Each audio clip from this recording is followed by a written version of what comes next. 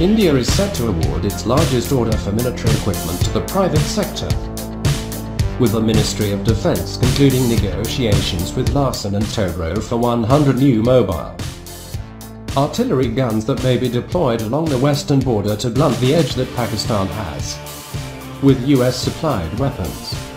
The 4 rupees 500 crore contract for the K9 Vajra T Howitzer, which had been under price negotiations since the beginning of this year, has been finalised, and the Defence Ministry is set to move it to the Cabinet Committee on Security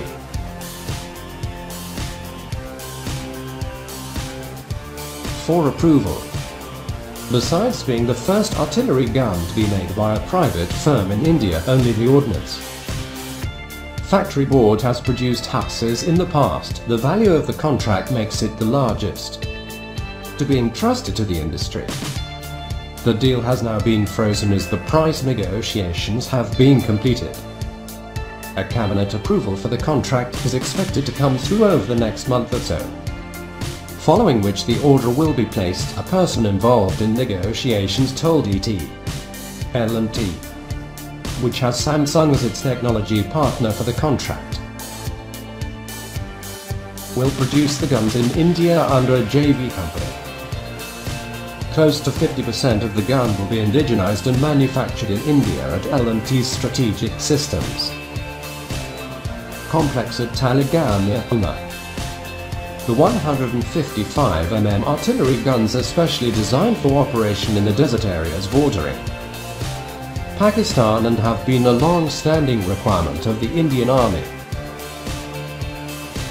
The mobile artillery guns will take on a Pakistani battlefield edge on the back of artillery guns supplied by the US. Concerns over Islamabad acquiring the conventional edge heightened in 2009 when the US supplied it 115 of the modern M109A5 cannons as a reward for its assistance in the war on the Afghanistan border.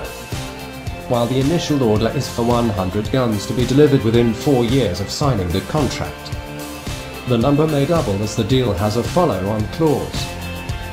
L&T won the bid for the Army's contract last year in a global competition against a Russian company, which failed to clear technical trials.